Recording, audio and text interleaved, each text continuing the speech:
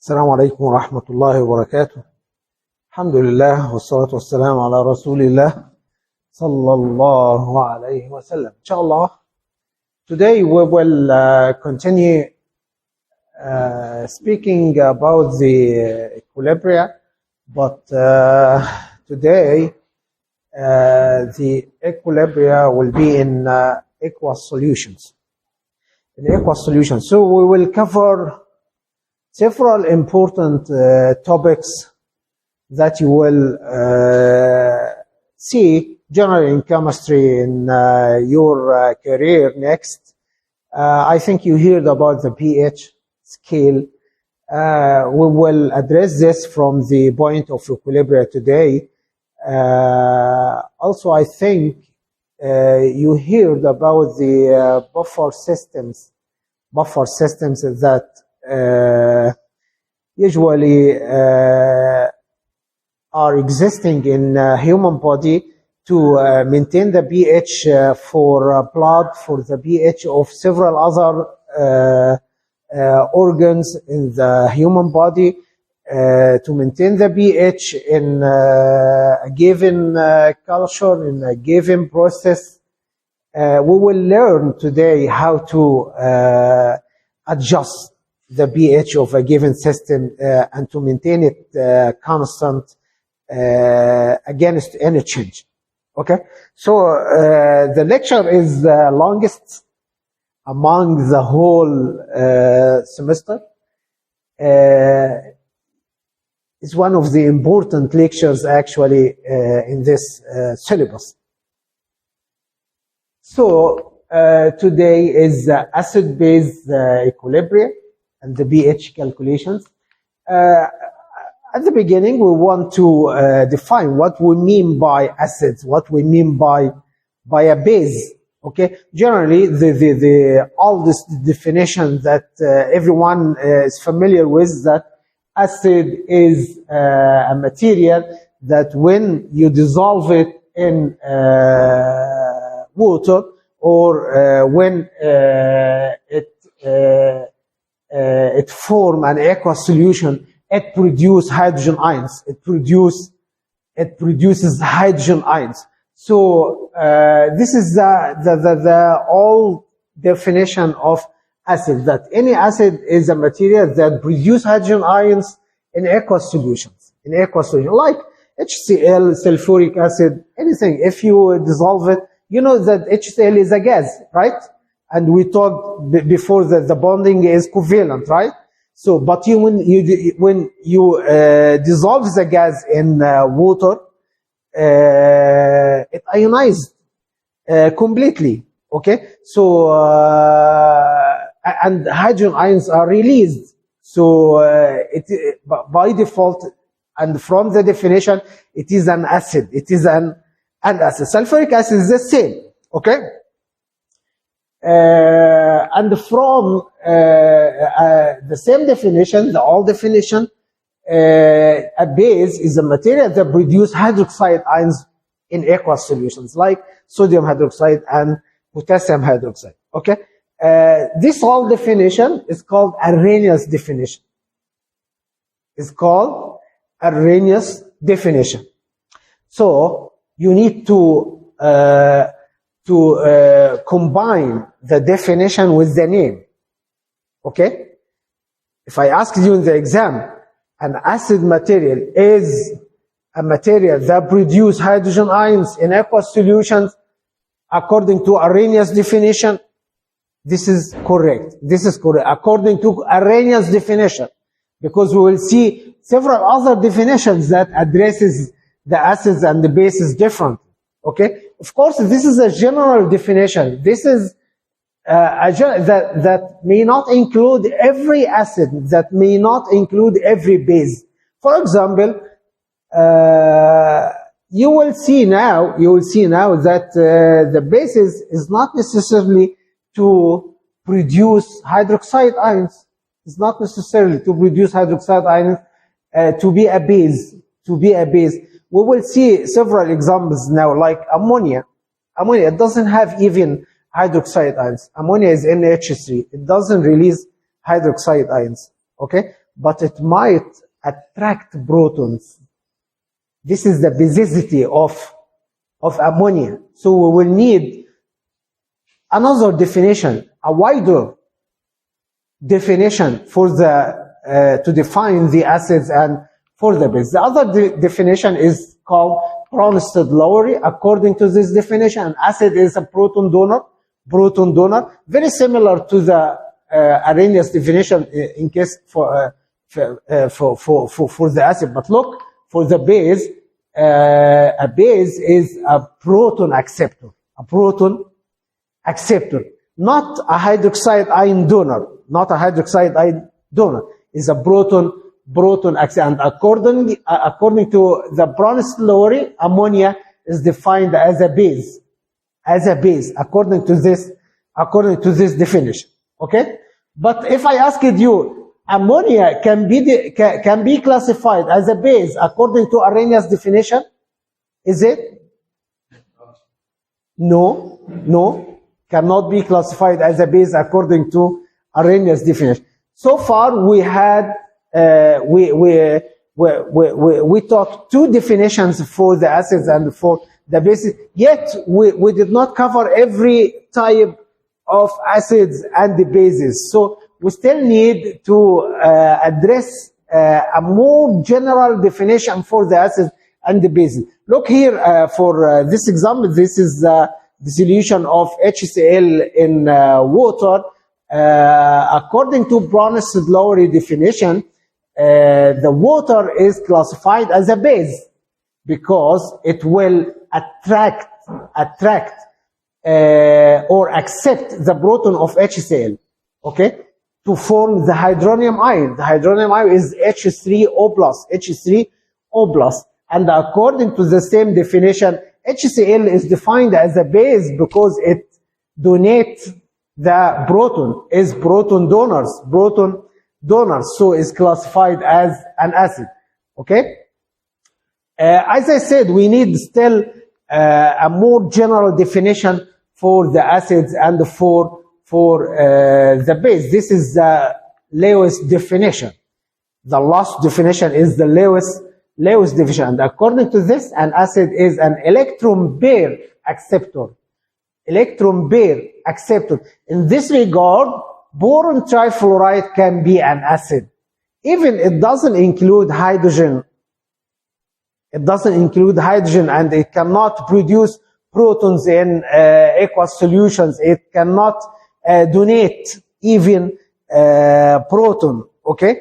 But it can accept electrons from another material, can accept electron pair from another electron. This is simply because the boron atom has a vacant orbital that can accommodate electrons from another material. And according to the same definition, a base is an electron donor. Like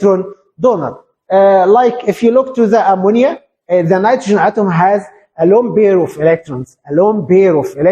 This lone pair of electrons can be donated to boron trifluoride to form what we call a coordinate bond. Okay. So this is also an example for Lewis acids, reaction of proton with hydroxide ions.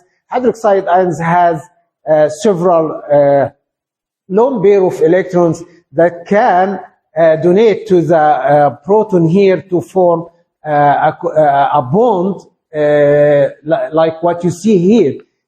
Also the reaction of ammonia with protons and the reaction of ammonia with boron trichloride.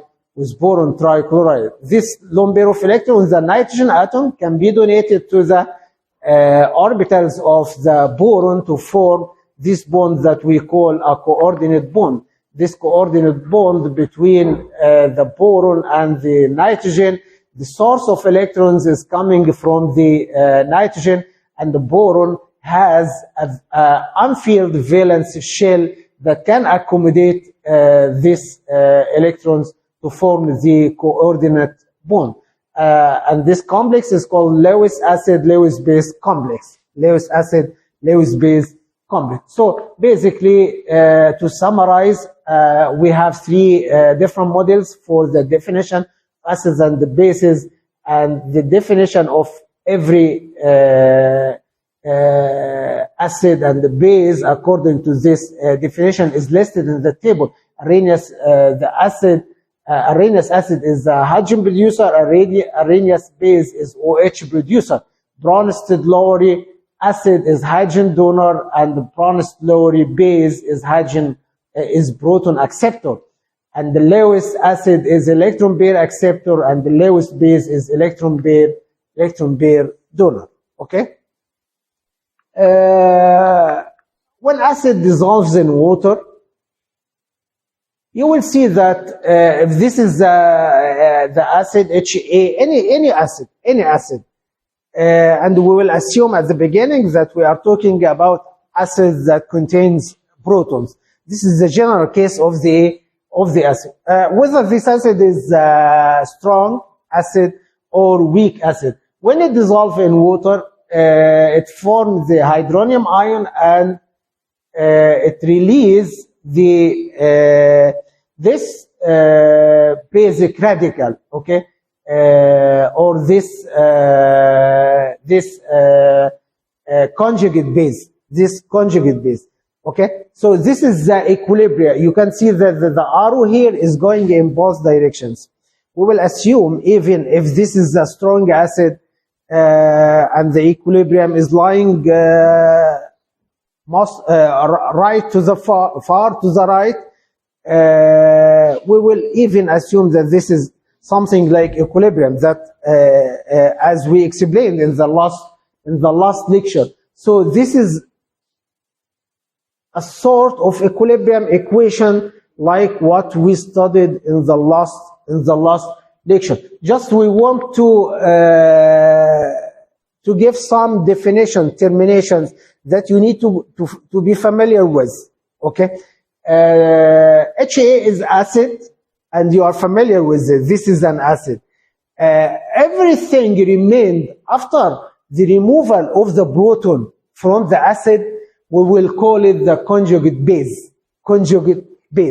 Like if we are talking about acetic acid, if the proton is released from the acetic acid, acetate anion will remain. This acetate anion, we will call it the conjugate base. So every single acid, after you remove the proton from the acid, the remaining part will be basic, we will call it conjugate base, as here, okay?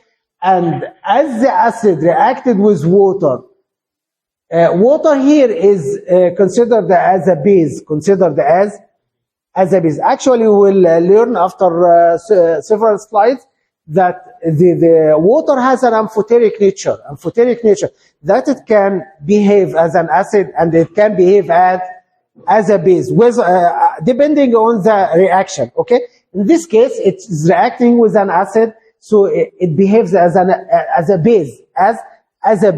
So the base, after it combine with the proton, we will call it a conjugate acid. So every single acid has a conjugate base, and a base has a conjugate acid. Okay? Right? So this is the definition at the beginning. For the HA and the A minus, the acid and the conjugate base, and its conjugate base, we will call those together as a conjugate, as acid-base pairs together. HA and the A minus and the H2O and with H3O plus, both of them we will call it as acid-base pairs. Okay. Here, the same reaction again. I want you to notice the competition between the two bases in this equation, where are the two bases in this equation? H2O and A minus. H2O and A minus. There is a competition between these two bases for taking the protons, in the first direction, in the forward direction. Here, the base, which is H2O, is trying to attract the proton from the HA acid, right? To go in this direction. So this is the first reaction. The other reaction, A minus, is trying to attract the proton from H3O plus to go in this direction, right? To form HA. So we have a competition now. We have a competition between the two bases to attract the proton, which will win. And depending on this winning, we will assign the equilibrium position. The equilibrium position. Is the equilibrium position lying far to the right or lying far to the left? Look at this. If H2O is stronger base than A minus, so H2O will win to take the proton from HA and go directly in this direction, and in that case the equilibrium will lie far to the right, will be lying far to the right, this direction. In the other case, if A minus is stronger than H2O, in that case the equilibrium will lie far in the other direction, direction. So if H2O is much stronger than A minus, okay, the equilibrium position will be far to the right. Most of the acid will dissolve. And the opposite is true. If A minus is much stronger than H2O, the equilibrium position will lie far to the left, okay? And this will differentiate actually the different types of acids and the base, in terms of the strength of the acid. Okay. This is actually depending on the nature of the acid. H2O is known, is a fixed value. But depending on the acid, if this is acetic acid, if this is some other acids, okay, we will compare based on the identity of the acid itself. And for every single acid, it will have a specific dissociation constant or equilibrium constant, and we will compare the equilibrium constant together to know the value. But you should at the beginning you should realize that if A minus is stronger than H2O, the equilibrium will lie far to the left, and HA will not dissociate much. Very minor dissociation will take place. Okay, so after several slides, you will also realize a relationship between the strength of the conjugate base and the strength of the corresponding acid. If the conjugate base is strong, the conjugate acid, the acid or the corresponding acid will be weak. So if the acid is weak, the conjugate base will be strong, and the opposite is true. Okay? So if the equilibrium, if A is strong and the equilibrium is lying far to the left, this indicates that the acid is weak. The acid is weak. And this is the case of acetic acid. Acetic acid is a weak acid, and its conjugate base is strong. Conjugate base is strong. So to summarize right now, if the acid is weak, the conjugate base will be strong, and the equilibrium will be lying to the left, and the dissociation of the acid will be very weak, very, very weak. This is the opposite case to the strong acids. If you look to the strong acid, HCl is a strong acid. So the conjugate base, which is Cl minus, is weak. So the equilibrium is lying far to the right, and the dissociation is almost complete. The dissociation is almost complete. So I think you are now familiar with these relationships. Okay? So we can apply also the equilibrium equations that we have taken in the last lecture for the same equilibrium. If you calculate the acid dissociation constant according to this equation, it will equal to the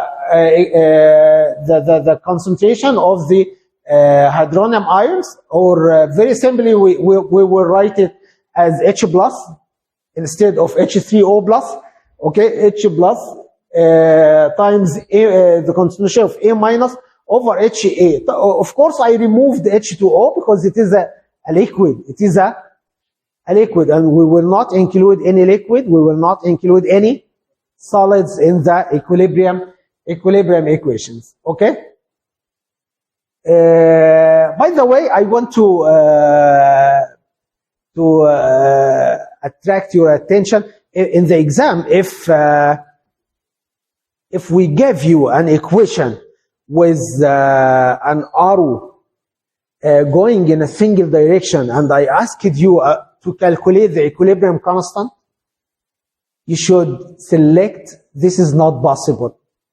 If the arrow is going in one direction, equilibrium should be in both directions. Okay? Right? If also, if I give you any equation including solids, including liquids, ignore all solids, ignore all liquids. Okay? So this is the equilibrium equation. And again, as I mentioned to you, the acid strength, the definition of the acid strength is the measurement for the equilibrium position. Where is it? Is it lying to the left? Is it lying to the right? Okay. According to this diagram, if you see the first diagram to the left here, HA at the beginning is dissociated completely to HA, H plus, and the A minus. So a complete dissociation. So this is a strong acid. This is a strong acid. It dissociates completely to H plus and the A minus. And the equilibrium is lying far to the right. The other case here for HB, after attaining equilibrium here, only minor amount of HB dissociated to H plus and the B minus, and the rest remain as undissociated acid, undissociated. This is the case of the weak acid, and in that case the equilibrium is lying far to the left. Okay? This is the strong acid, this is the weak base. The weaker the acid, the stronger its conjugate base. This is also a rule that you need to realize if we want to compare two different acids. How can you know this is stronger than this? By knowing the dissociation constant, the acid dissociation constant. The one that has a higher acid dissociation constant is a stronger acid, As Ka increase, the acid strength increase. And if you have a relationship between Ka of that acid and that acid, you also can predict the relationship between their corresponding conjugate base. Which one is stronger and which one is weaker, by knowing the value of the acid. As I said, the weaker the acid, the stronger its conjugate base. Once you know the order of the strengths of the acids, you can also assign the order of the strengths of the conjugate base. Okay? So, strong acids, the dissociation lies far to the right. Almost all the original HA is dissociated or ionized at equilibrium. Dissociation produce weak conjugate base. The opposite is true for weak acid. Dissociation lies to the left. Almost all the original HA remains undissociated at equilibrium. The dissociation produces a strong conjugate base that is much stronger base than water. Okay, examples for strong acid: sulfuric acid, HCl, HNO3, perchloric, and also you need to. These are the familiar acids in the laboratory: sulfuric, HCl, nitric. All these are strong acids. Okay, so if I give you any acid of this, I do not. I'm not required to tell you that this is strong and this is weak. Very few examples that you need to memorize that the strengths, their strengths. For the weak acids, phosphoric, nitrous, hypochlorous, acetic, very popular. Benzoic also is one of the popular weak acids. Ka, and these are the Ka for common monoprotic acid. What do I mean by monoprotic? Monoprotic, that contains only single proton. Yes, single proton. So can we classify H2SO4 as a monoprotic? No? Okay. So look at these acids here. Okay? And these are the corresponding Ka. As I said, as Ka increase of the acid strengths also increase. The acid strengths also increase. We will focus on this three types of acid: HF, HNO2, HCN, and I want you to learn the order. Which one is more stronger? Which one is stronger? Which one is stronger? HF is stronger than HNO2, and HNO2 is stronger than HCN. Okay? How about the order of the conjugate base? Their conjugate bases. About, if I asked you, arrange cyanide, Cn minus, and NO2 minus, and F minus, according to the strength of their basicity. Which one is stronger?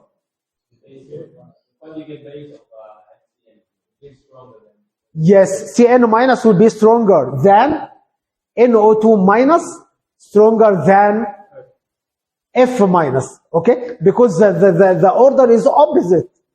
The strength of the acid is going in one direction, and the strength of their corresponding conjugate base is going in the opposite direction. Okay?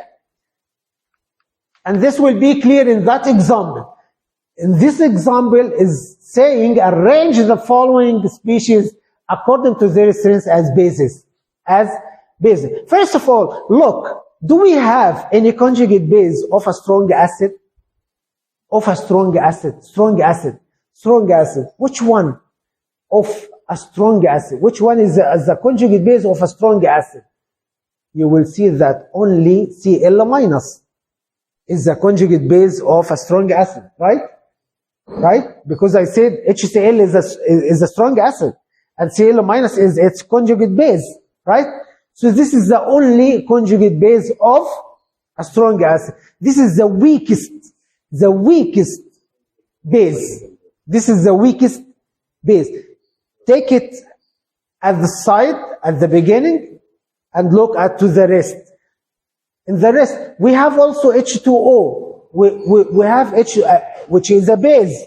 But generally, H2O is stronger than the conjugate bases of strong acids, but weaker than the conjugate bases of weak acids.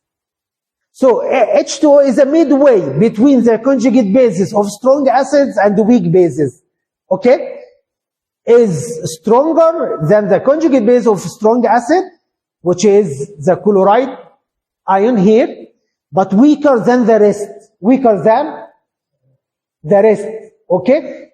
The rest includes 3 different bases, right? Which, can you list them? Can you list them? Fluoride minus, the fluoride, right? And the NO2 minus and CN minus. And we just listed the order of these 3 bases in the last slide, right? According to the Ka of their corresponding acids, right?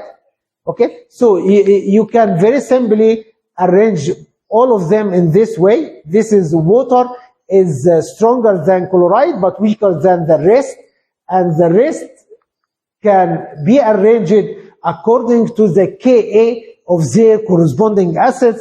Ka of HF is larger than that of HNO2, larger than that of HCN, and hence the order of the bases will be the opposite. The order of the bases will be the opposite, and therefore H2O will be weaker than fluoride, and fluoride will be weaker than NO2O minus, and NO2 minus will be lower than CN minus. So by knowing Ka of the acid, you can get information about the strengths of the conjugate base, and you can compare between different acids and different conjugate bases accordingly. As I said, water has an amphoteric nature. It can act as an acid and as a base, and we can also consider this equilibrium for water that form the hydronium ion and the hydroxide ion. When this is the autoionization of water, okay? You know that if you measure the pH of water, it will be pure water will be 7, which indicates that it has also minor amounts of protons and minor amounts of OH minus. This is resulted from the autoionization of water, okay?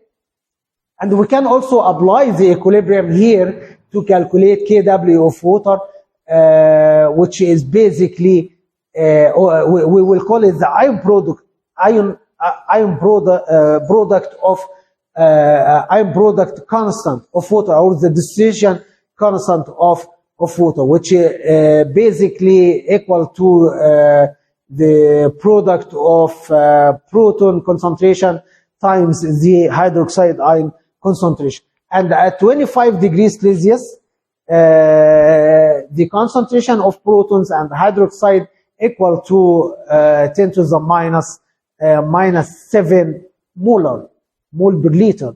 Okay, so if you apply with this value in this equation, you will find that Kw equal to 10 to the minus 14. 10 to the minus 14. This is constant for water, and you need to memorize this value.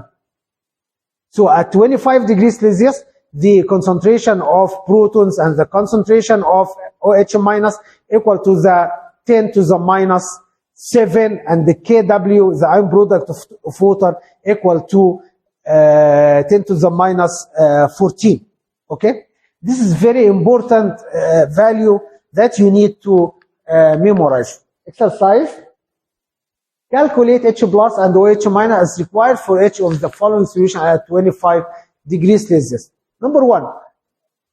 10 to the minus 5 molar OH minus. We want to calculate H plus in this solution. As I said, Kw is constant. Kw is constant. So you can apply in this equation, H plus equal to Kw over OH minus. And in that first example, OH minus equal to 10 to the minus 5.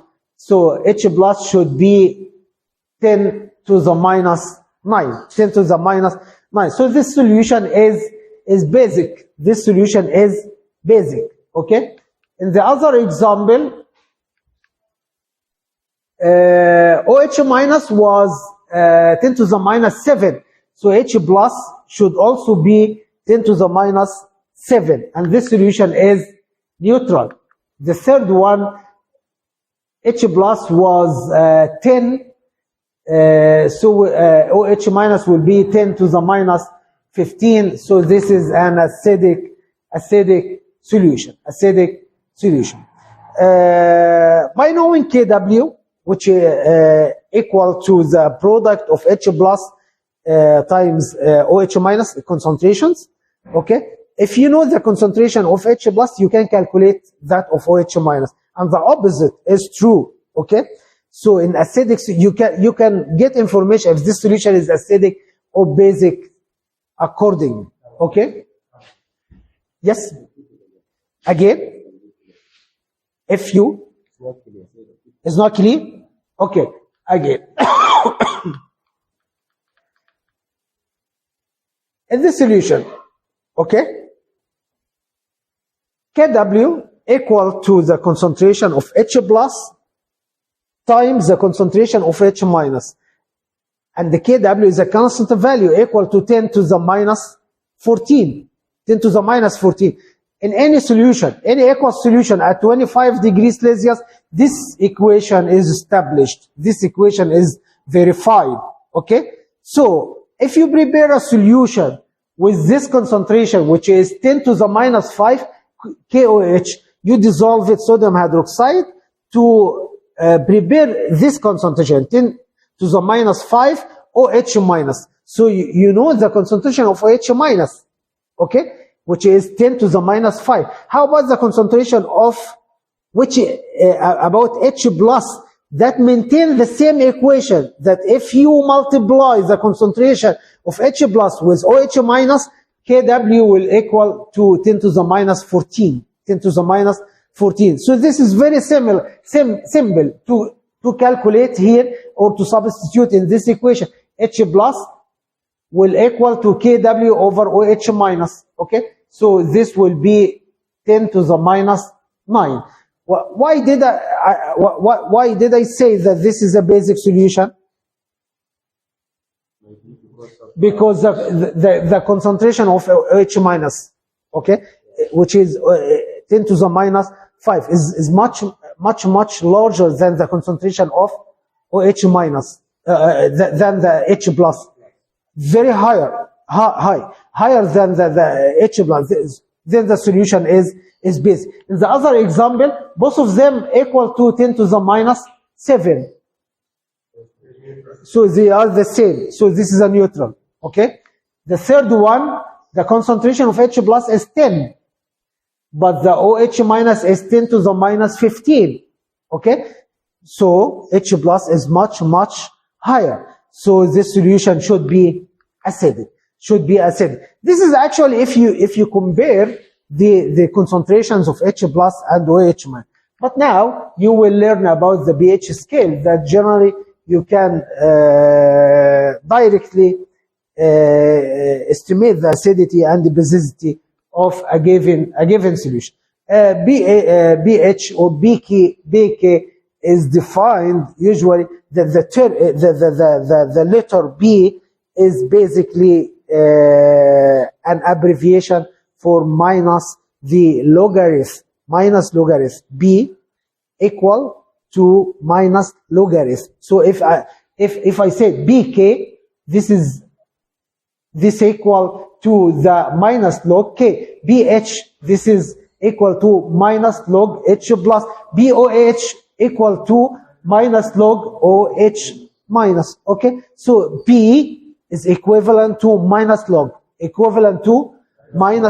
Okay, and this is the scale, the simple scale that people assigned to address the pH scale of the common solutions, and it is actually graduated from 0 to 14, from 0 to 14. 0 the highest acidic, and the 14 the highest basic, the highest basic. And in between here, you will find that varieties of different solution. If you look here at pH of 2 to 3, you will find the stomach acid, the lemon juice, the vinegar, and here in the neutral region here, you will find the milk, pure water, and the blood.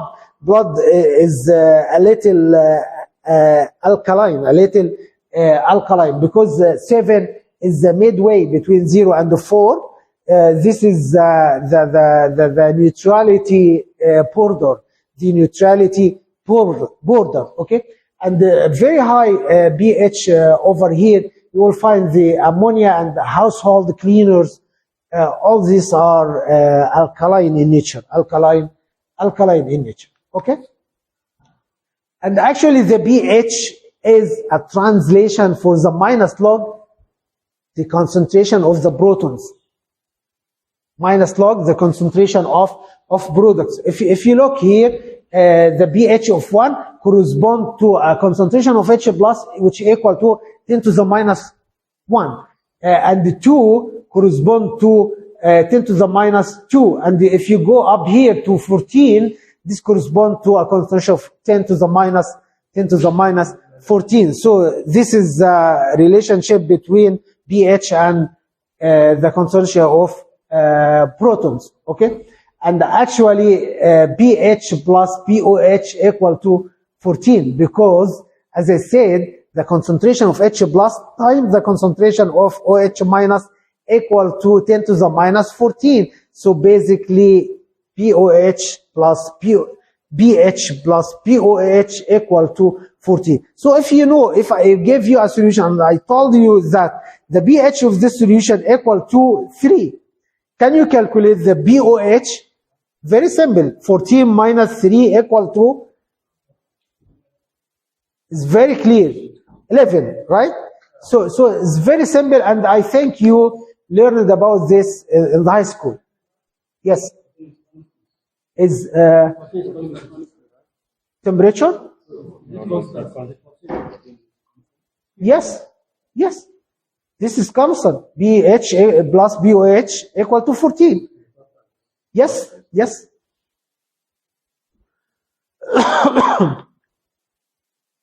Okay. So if H plus equal to 10 to the minus 7, the pH will be 7.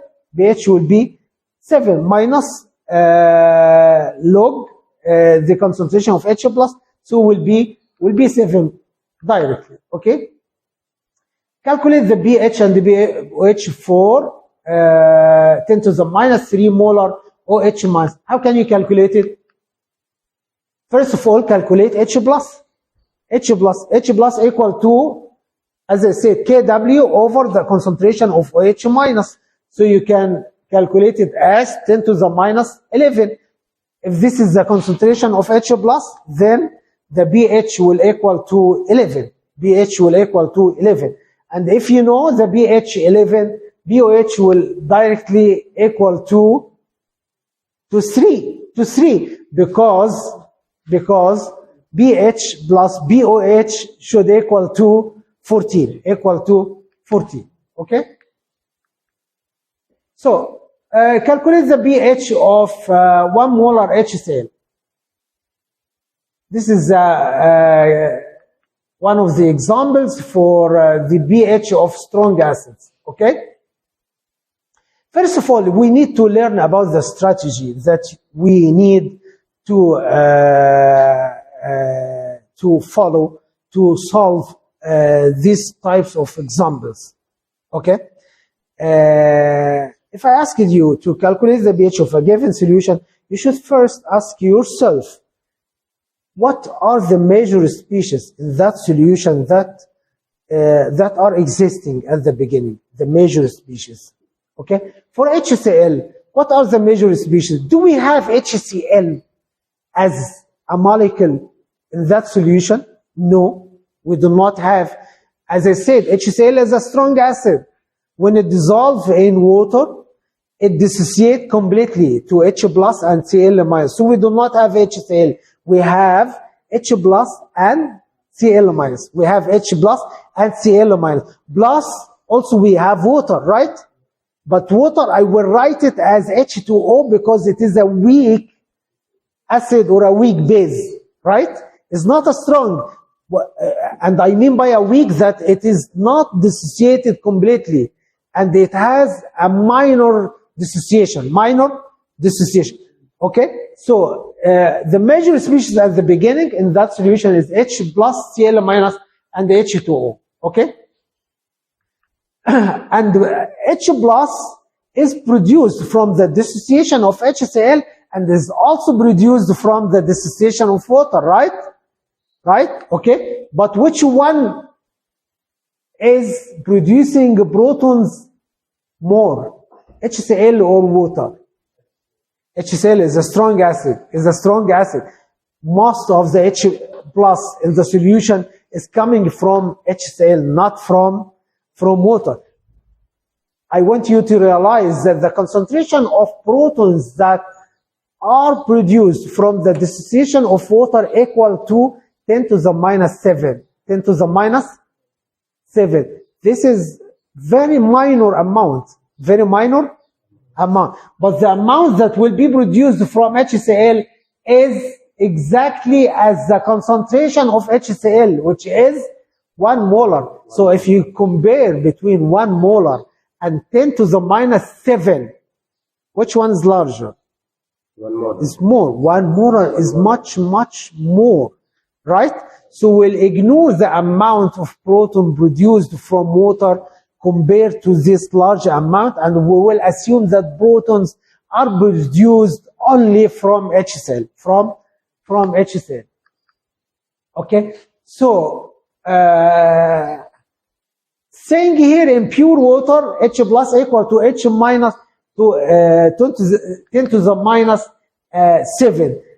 This is in pure water. But when HCl is added to water, the dissociation of HCl will reduce even more the amount of protons produced from water, according to the Chatelet principle. You remember in the Chatelet principle in the last lecture, when I told you that if you have a given equilibrium, like the dissociation of water to protons and OH minus, it's supposed to produce 10 to the minus 7 of proton. But if you add HCl, it also produces water in very large amount. HCl, if you add HCl, it will produce H plus. Okay? So this H plus will shift the equilibrium of water to the left. Will shift the equilibrium to the left to sustain another position, another equilibrium position, which ultimately decrease the concentration of protons less than 10 to the minus 7. I just want you to realize that the dissociation of water is not important at all with HCl. Is not important at all with HCl. So basically, the concentration of protons will come from the dissociation of HCl, and HCl, as it has a concentration of 1 molar, H plus will also be 1 molar here, and the pH will equal to 0. Another example, calculate, this is a very important example actually. I want you to be fresh and alert. We always ask students in the year 4 in this example, because this is very important. You as a chemist, you should not answer wrong this question. Okay? Look at this example. This is we want to calculate the pH of 10 to the minus 10. 10 to the minus 10, nitric acid. Okay? Let us move systematically, as we discussed, to assign the major species. Major species are protons. Nitric acid is a strong acid, right? So we will have H plus, NO, 3 minus, and H2O. So what are the sources of H plus? It's coming from HNO3 and coming from autoionization of water as well. But the concentration of protons coming from the autoionization of water is 10 to the minus 7. And that of protons coming from nitric acid is 10 to the minus 10, which is larger, which is bigger. Which one is coming from water or coming from HNO3? From water is 3 orders of magnitudes higher, right? 3 orders of magnitudes higher. Okay, so we can ignore the amounts of protons produced from nitric acid, and we will focus on the protons coming from water. If you take this in consideration, then the pH will be 7. The pH will be 7. Okay. Some people, they substitute directly by the concentration of nitric acid. If you substitute by the concentration of the nitric acid and you calculate the pH will be 10. Will be 10. 10 pH 10 is basic. How can the pH of a nitric acid solution is basic? Does it make sense? It doesn't make sense. How did you get in this mistake? Because you did not realize that the contribution of water or the contribution of the autoionization of water is important than the concentration of nitric acid. Okay? This is the reason. Okay? So you should be alert when you calculate the pH of strong acids. So you should pay attention to the rule of the autoionization of water. Sometimes you can ignore it, sometimes you cannot ignore it, right? How about the pH of weak acids? Calculate the pH of 1 molar HF, and in that case, I should give you the acid dissociation constant, Also, we want to list the major species. What are the major species in that solution? In that solution, I wrote it HF, not H plus and F minus, because HF is a weak acid, not strong acid, not strong acid. Okay. So also protons are coming from the dissociation of HF, and this is the dissociation, and from the autoionization of water. Okay, but if you compare the Ka of the acid dissociation, which is equal to 7.2 10 to the minus 4, with the Kw, which is 10 to the minus 14, which is higher, Ka is much higher. Okay, so the contribution of HF will be the dominant species. The dissociation of HF will be the dominant species to produce the protons. So we will also ignore the autoionization of water, and we will continue with the dissociation of HF, okay, to calculate the concentration of protons. So before dissociation, in that example, the concentration of HF at the beginning was 1 molar, and the fluoride was 0, and H plus was 10 to the minus 7. This is coming from the dissociation of water, but you can consider it as 0. Consider it as 0. This is before equilibrium. So after equilibrium, we want to calculate the concentration of protons. Okay? So assume at equilibrium X mole of HF dissociate So, do you have something after the lecture? Okay. So if X mole per liter of HF dissociated to produce X mole per liter H plus and X mole per liter fluoride. So we'll apply the same procedure in the equilibrium problems that we learned in the last lecture to calculate the concentration of H plus. So HF at equilibrium will equal to 1 minus X, F minus will equal to X, H plus will equal to X, and you can also apply this in this equilibrium rule, okay, and we can calculate X. Normally in these examples we make some approximation that 1 minus X can be approximated to 1, okay, and 1 plus X also can be approximated to 1, okay. So this is to solve the equation. If you solve this equation, you will find that X equal to 2.7 10 times 10 to the minus 2, okay.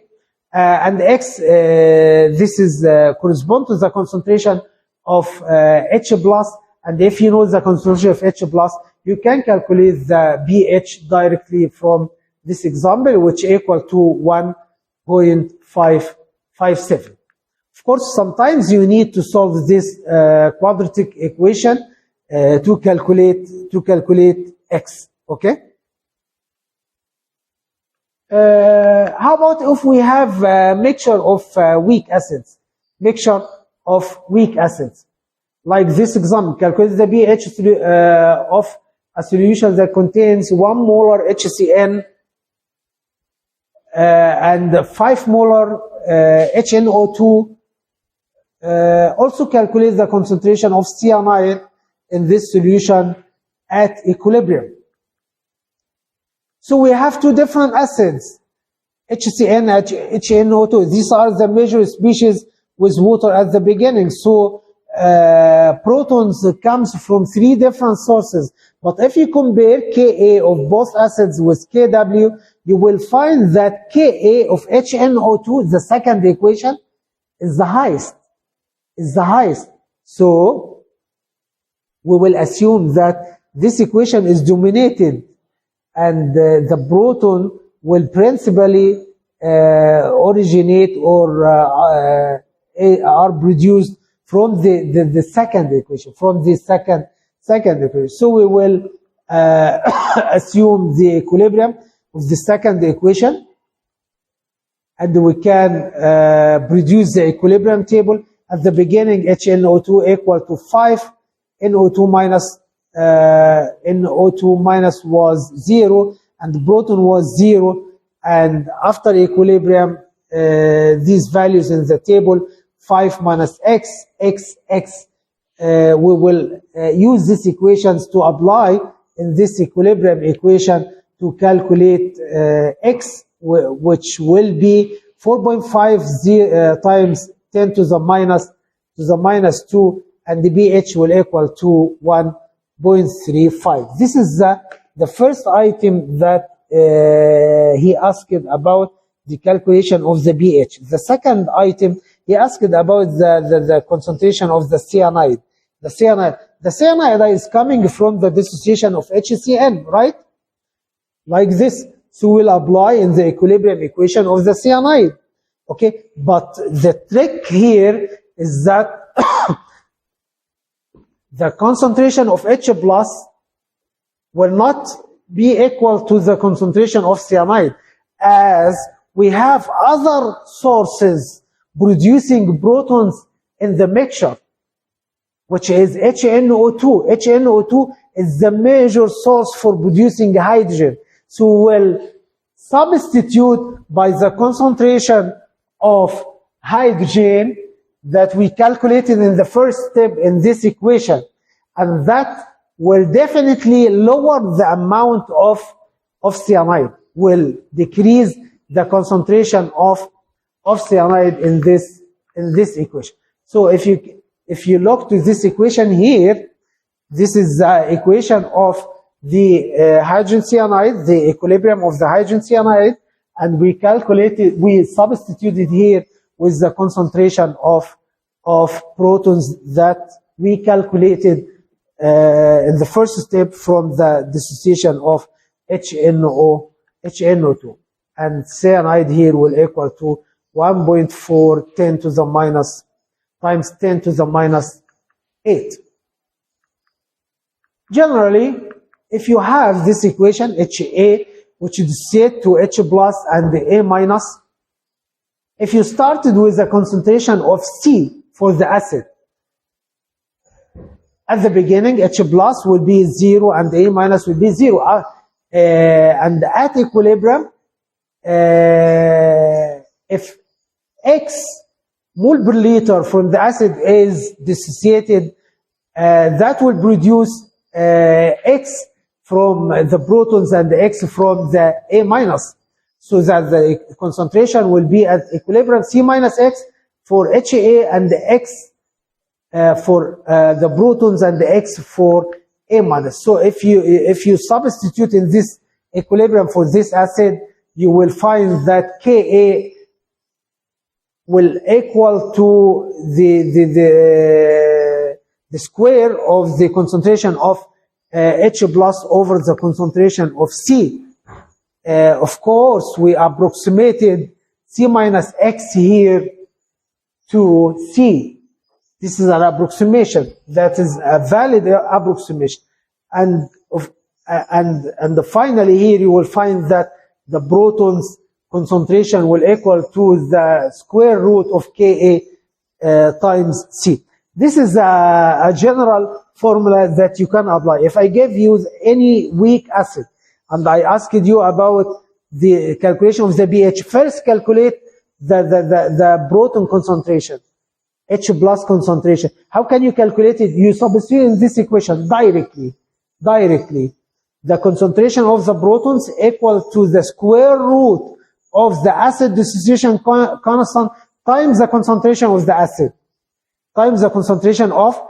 acid. Okay? Of course, in the exam, I will not ask you to list the major species and all these calculations. The exam is multiple choice.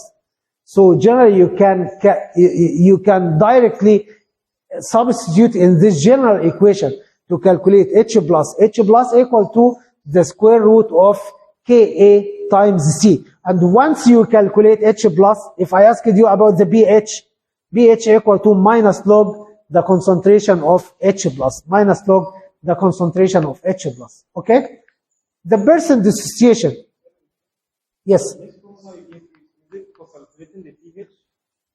This is for H plus first. You calculate H plus, and then if you know H plus, and you want to calculate the pH equal to minus log the concentration of H plus. Okay? The percent dissociation. This is simply the amount of dissociated protons over the initial concentration of the acid. The initial concentration of the acid multiplied by 100. Okay? So for this solution, the last example that we addressed, the 1 molar HF solution, we calculated H plus to be 2.7 10 to the minus 2. If I asked you here to calculate the percent dissociation, the percent dissociation will be 2.7%. 2.7% according to this equation. Okay? For a given weak acid, the percent dissociation increase with dilution. So as you dilute the acid more and more, the percent dissociation increase.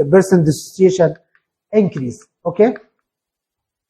So, an exercise, the pH of 0.05 molar weak acid is 3. What is the percent dissociation?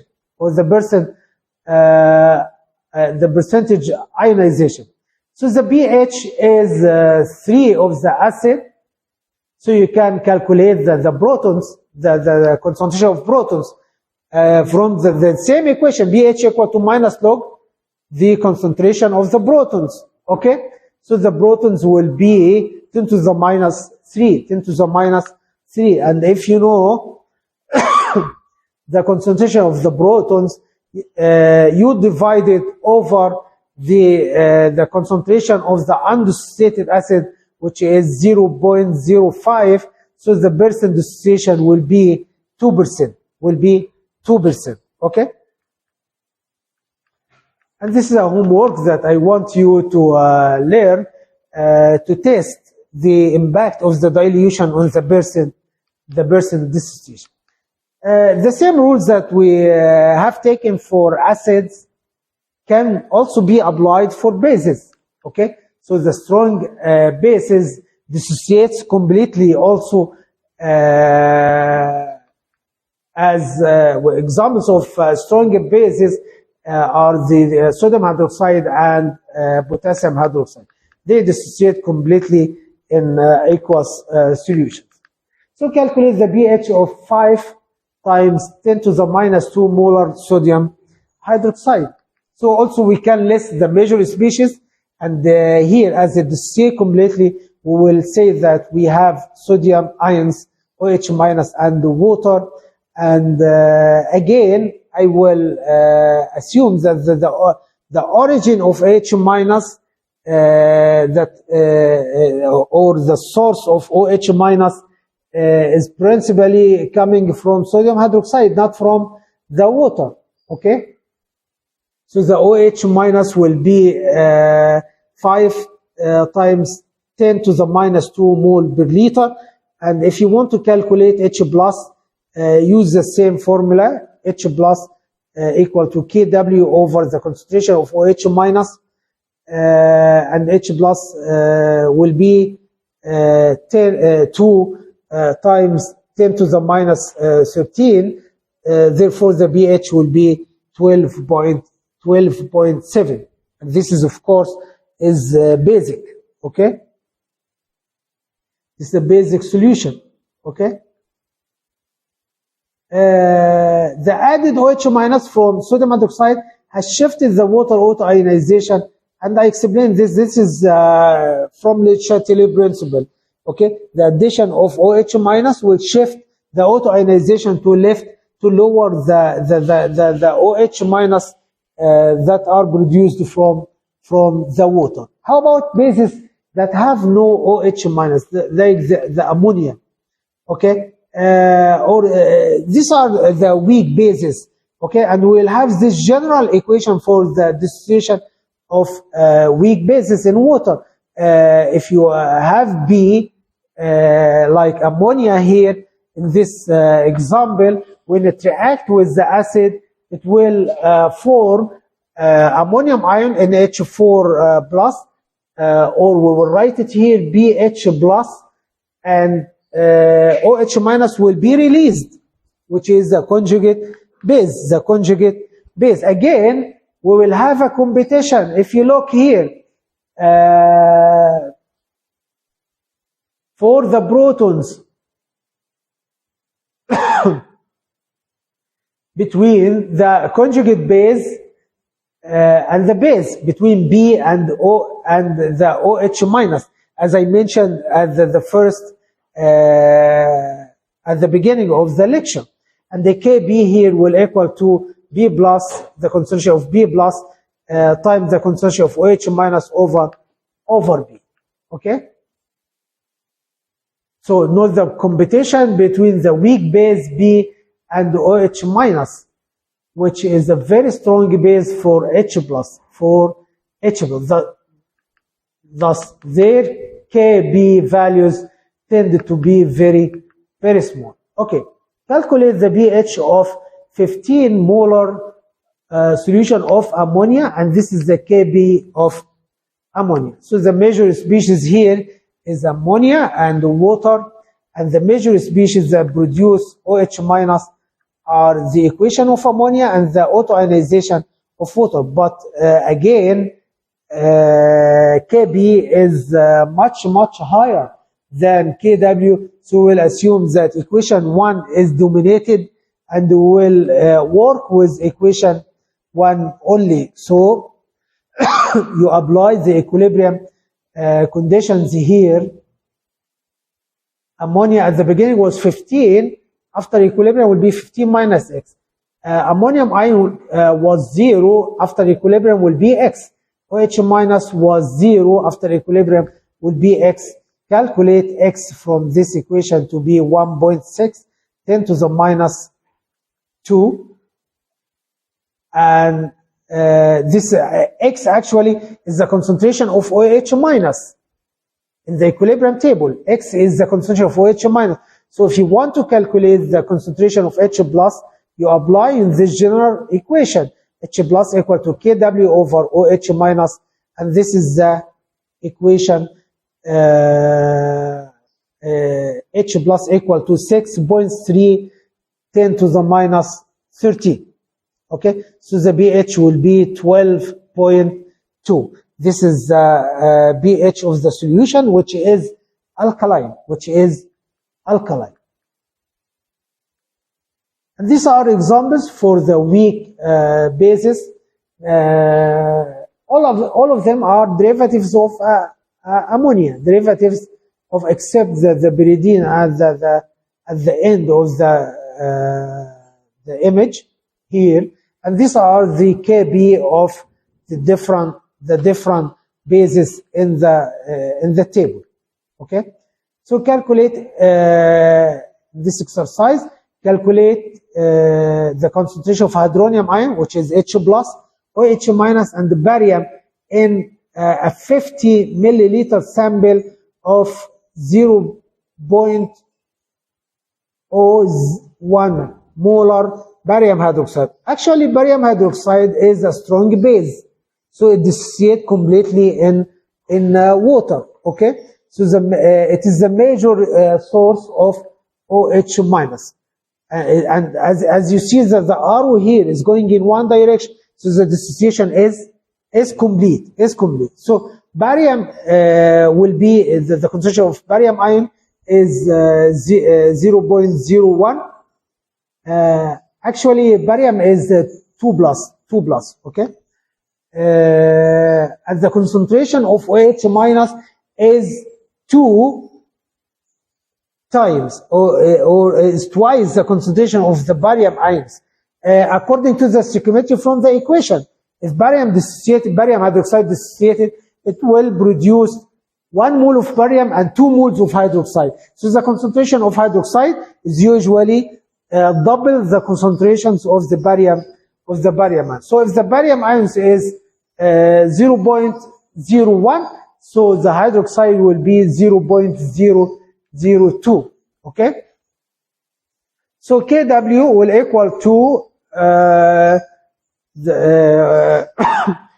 the concentration of H3O plus times the concentration of OH minus, and you know the concentration of OH minus from here, so you can calculate the concentration of H3O plus to be 5 times 10 to the minus 30. So generally for a base, if you have a weak base like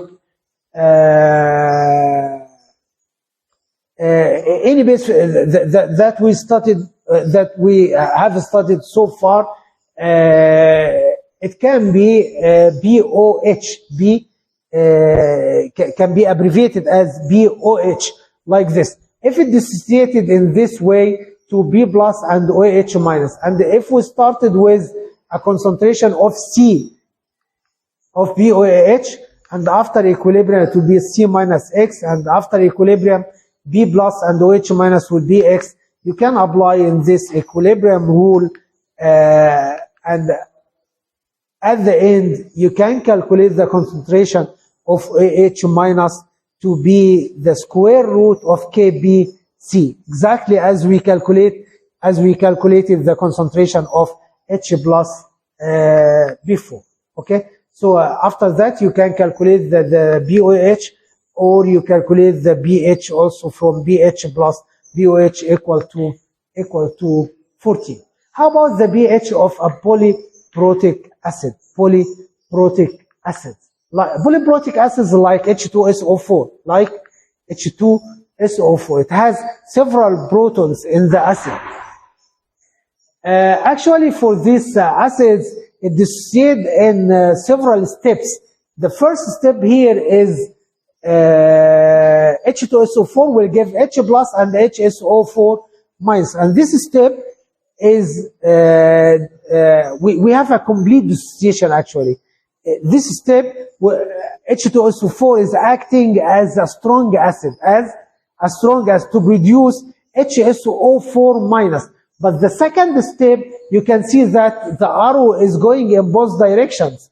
So this is a weak dissociation, okay? So the first step, the Ka is very large because it is a strong acid. But the other one has a specific value, which is 1.2 times 10 to the minus 2, okay?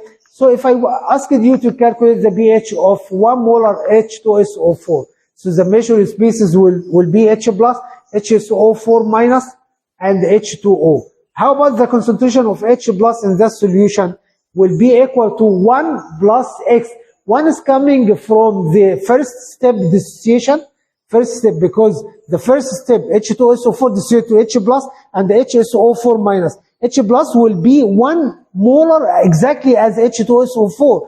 But how about the H plus that comes from HSO4 minus? This is what we will explain here by, or we will note here as X, the X value here. So H plus in total will be equal to 1 plus X. And to calculate X, we will consider the second equilibrium, the second of HSO4 minus, okay? And this is a rule here, Ka2 equal to H plus times SO4 2 minus over HSO4 minus. And we will apply in this table in equilibrium. Initially, HSO4 minus was 1 molar. H plus was not 0 at the beginning, it was 1. And the 1, as I said, is coming from the first step dissociation, from the dissociation of H2SO4 minus. But SO4 2 minus here is 0, and after equilibrium, HSO4 minus will be 1 minus X, H plus will be 1 plus X, SO4 2 minus will be X. Apply in this equilibrium here to calculate X. You will find that H plus equal to 1 molar plus X, and the X actually is equal to 1.2 10 to the minus 2. And if you want to calculate H plus, so generally because the acid is strength or the concentration of the acid is high, so the contribution of X is minor. The contribution of X is minor. So you will notice that the concentration of protons is generally coming from the first step, the strong dissociation of the acid. And this is not the case for all the concentrations. It happens only if the concentration of the acid is high. Okay? So the protons will equal to 1 molar and the pH will equal to 0. The dissociation of HSO4 minus does not contribute to H plus in this step. This is because the acid concentration was high. The acid concentration was high. 1 minute, please. In the homework, I want you to calculate the pH of 10 to the minus 2 molar H2SO4. And you will see that the second step, the dissociation of HSO4 minus, will have a rule in that case, because the concentration of the acid is not so high, Okay. Yes. Yes, this is the dissociation constant for the second step of the dissociation of H2SO4. This is the Ka. No, not every single acid for sulfuric acid. Okay? Okay. So,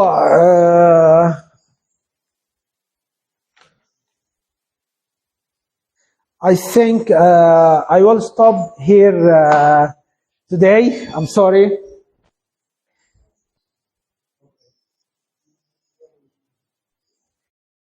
Now we will study the acidity and the basicity of salts. So far we studied the acidity of strong acids and weak acids and the mixtures of acids, and we also studied the pH of basic solutions. Now for the salts, the first type is are the salts producing neutral solutions. These are the solutions that when you dissolve in water, the solution will be neutral and the pH will be close to 7. These are basically ionic compounds. When they get dissolved in water,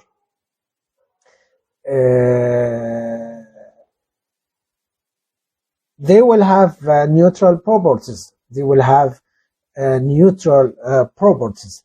So, in general, when a salt, which is a ionic compound, dissolves in water, it breaks into its ions, which move independently, at least in dilute solutions.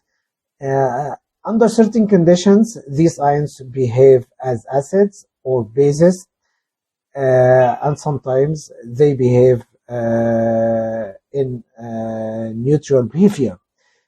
So salts that consist of the cations of strong bases, like the potassium ions and the sodium ions, these are actually the conjugate acids of strong bases, the conjugate acids of strong bases, and the anions of strong acids like the chloride and the nitrate, which are the conjugate base of strong acids. These salts have no effect on the pH. They have no effect on the concentration of H plus when they dissolve in water. So the salts like sodium chloride or potassium chloride, sodium nitrate or potassium nitrate, they are composed of two parts: the cations, which is coming from a strong base, and the anions, which are coming from strong acids. They will have neutral properties. They will have neutral properties. They will not affect the pH. They will not affect the concentration of protons when they are dissolved in water. So aqueous solutions of salts like potassium chloride, KCl, NaCl, NNO3, and the KNO3 are neutral. They have a pH of 7. But make sure that these salts should be composed from the two parts. The cation from the strong bases and the anions from the strong acids. They will have neutral properties. They will have pH of 7. How about the other types of salts, the salts producing basic solutions?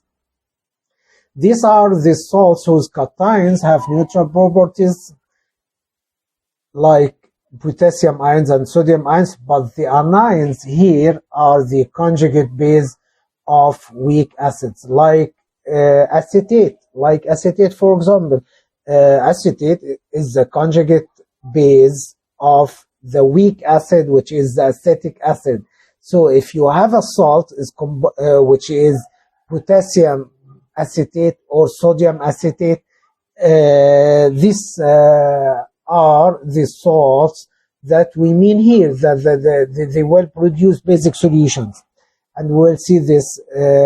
So the pH of aqueous solution of sodium acetate is determined by the acetate anion. The acetate anion, which is the strong conjugate base of acetic acid. And this is the equation of the acetate anion. When acetate is available with water, they will interact together to form the acetic acid again, and will release the hydroxide ions, which is the reason for the basicity of this solution. So these salts will be basic,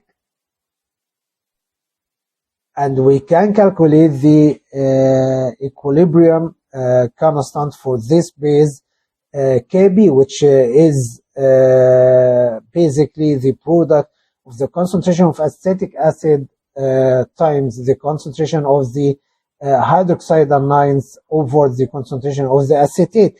So this Kb corresponds to the acetate anion, which has basic properties. What is the relationship between Kb of acetate anion and the Ka of acetic acid? If you look to this equation, you will find that the product of Ka and the Kb will basically equal to the Kw, the ion product of water, which equal to 10 to the minus 14. So this is a general equation. If I give you the Ka of acetic acid, you can very simply calculate Kb of acetate anion by using this equation, Ka times Kb equal to Kw. So you should remember this equation all the time.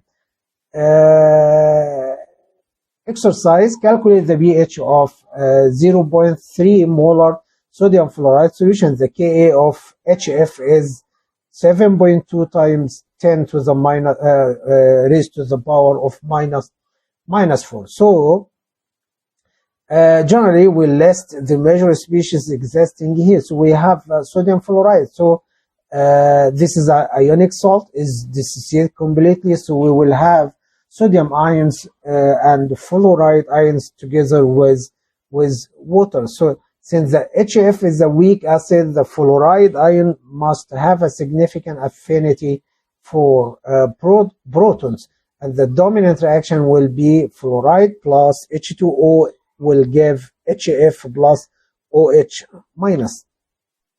If you apply the rule of Kb will equal to the concentration of HF times the concentration of OH over the concentration of F minus. This also equal to Kw over Ka, as I mentioned in the above equation here. So we can calculate Kb very easily from the information provided. In the head of the question, he gave you the Ka of HF. So using this value together with Kw, you can calculate Kb. And if you calculate Kb, you can continue in the problem in the equilibrium part. So initially fluoride was 0.3 and HF was 0 and OH was almost 0 because the contribution of OH minus from the autoionization of water is minor actually. So after equilibrium, if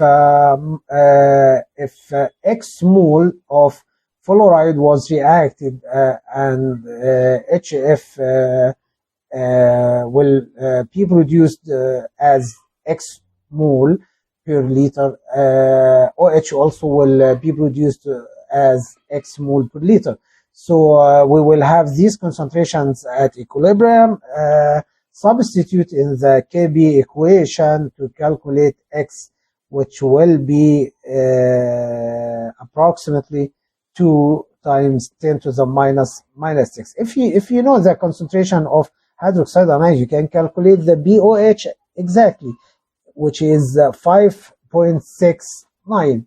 And if you know this, you can subtract this value from 14 to calculate the pH of the solution, which is 8.31. As expected, the solution is basic.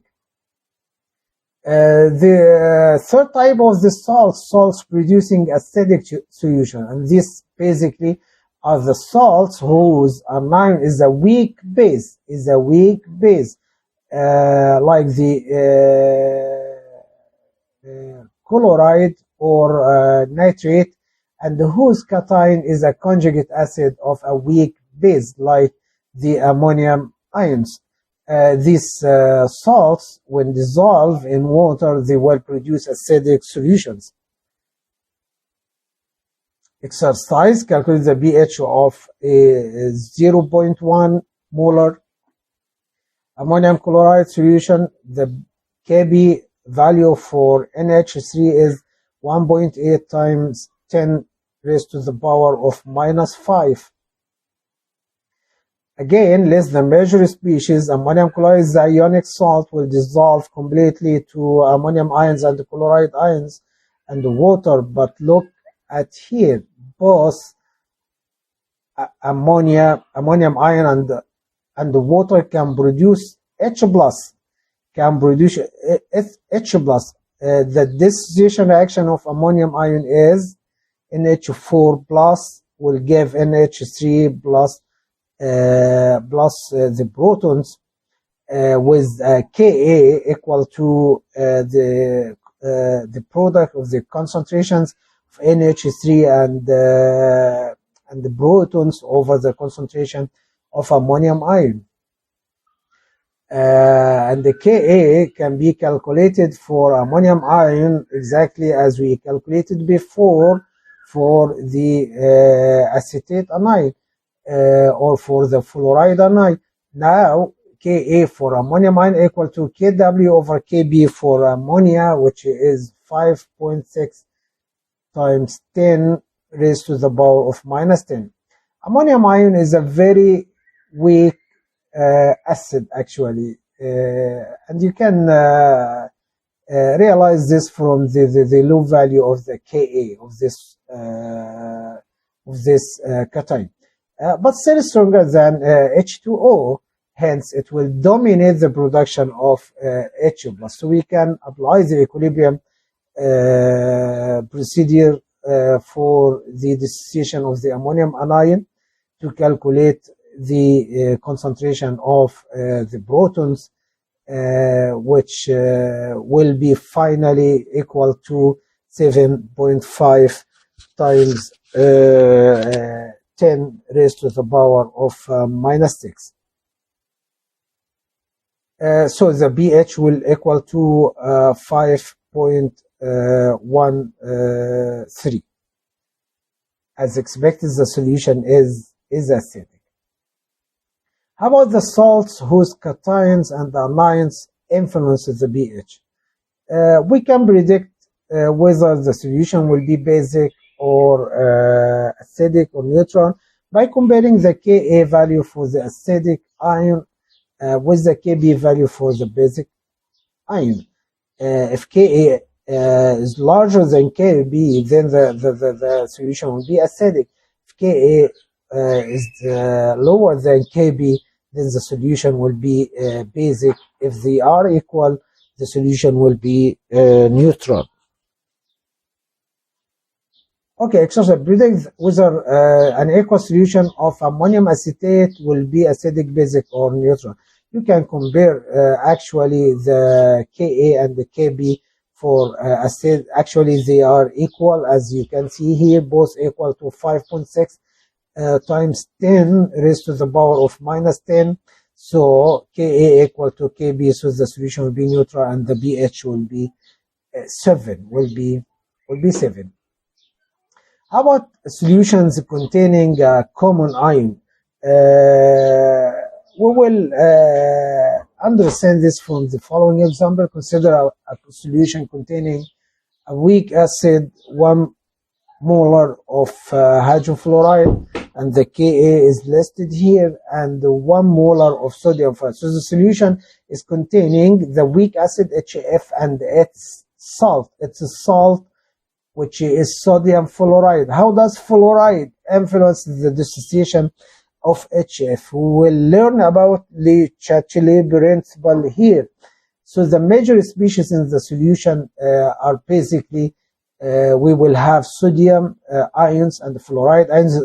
Those are coming from sodium fluoride. And we will have also HF as undissociated molecule, which is coming from HF, the acid itself, and we'll have also water molecule. So the common ion here is the fluoride ion, and we'll have these two equations. The first one is the equilibrium for the dissociation of hydrogen fluoride, and the other one, actually this is a complete dissociation for the salt, the sodium fluoride. This will produce fluoride. As you can see, fluoride here, which is coming from the dissociation of the salt, exists in a large quantity, and that will influence the equilibrium in the first equation, according to the Chatelet principle, which will shift the equilibrium to the left direction, decreasing the concentration of the protons, decreasing the concentration of the protons. So common ion effects make a solution of sodium fluoride and the HF less acidic than a solution of HF alone. This is because of the Chatelet principle. The same applies for a solution of bases containing a common ion as well. So consider the solution of containing sodium ammonium chloride and 1 molar ammonia solution.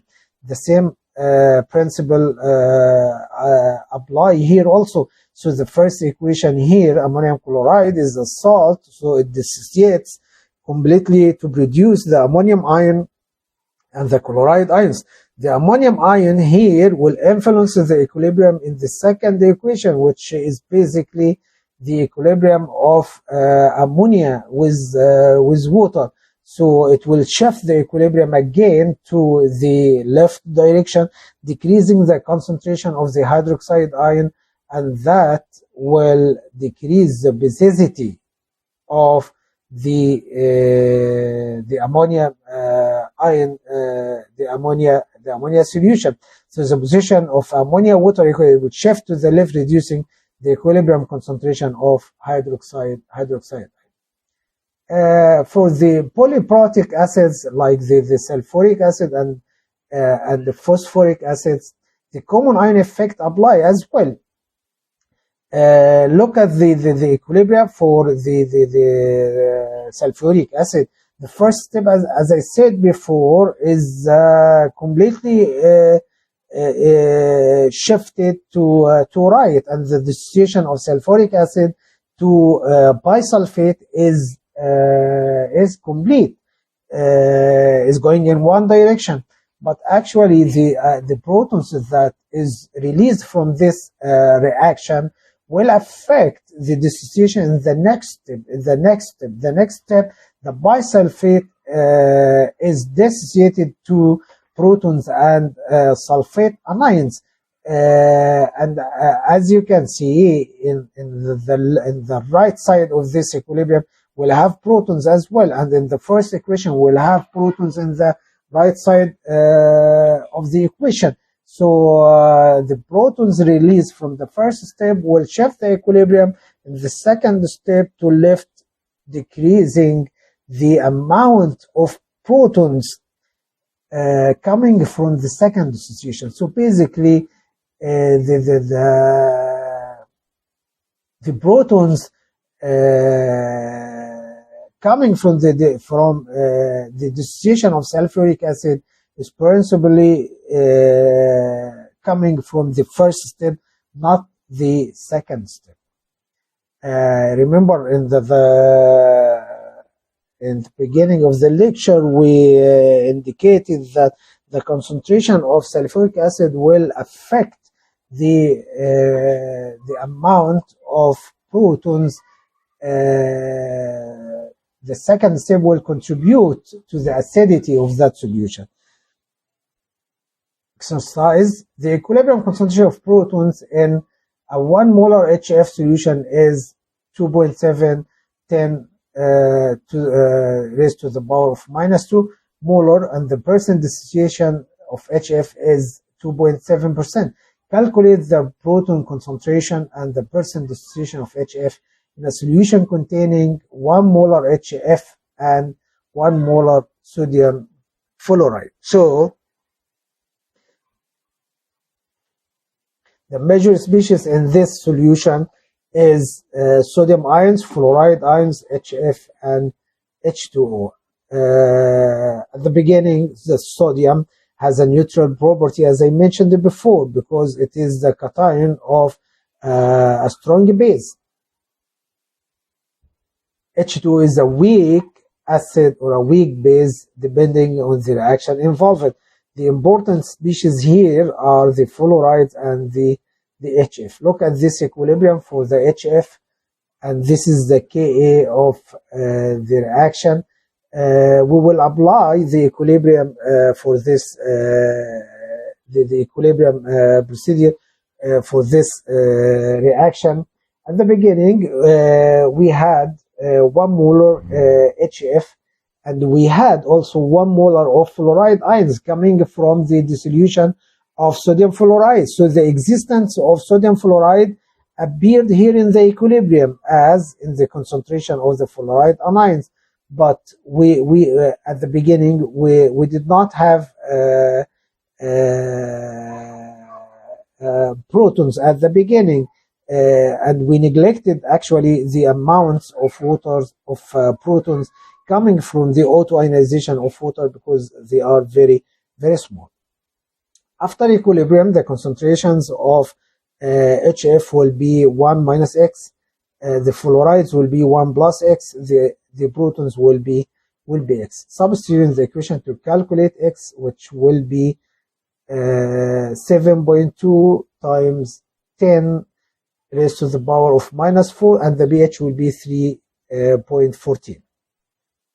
The percent dissociation can be calculated by dividing the concentration of protons to the concentration, the initial concentration of HF, and the percent dissociation will be 0.072%.